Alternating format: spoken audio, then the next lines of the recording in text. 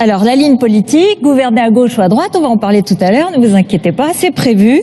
Mais en attendant, je me tourne vers vous, Jean-Frédéric Poisson. Les sondages n'indiquent pas franchement que vous pouvez être élu président. Non, je ne suis pas le seul dans ce cas-là pour l'instant. Hein vous le reconnaissez? Je ne suis pas le seul dans ce cas-là pour l'instant. Vous n'êtes pas le seul, c'est vrai.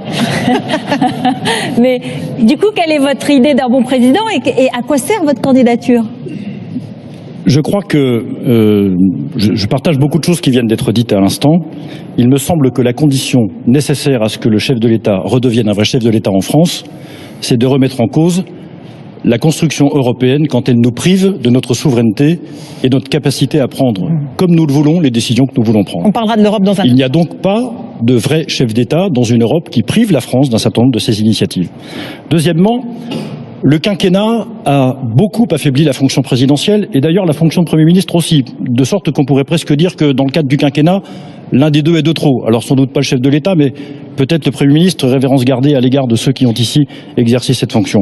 Et très franchement, il me semble que le chef de l'État, c'est celui qui fixe le cap, le cadre et le rythme.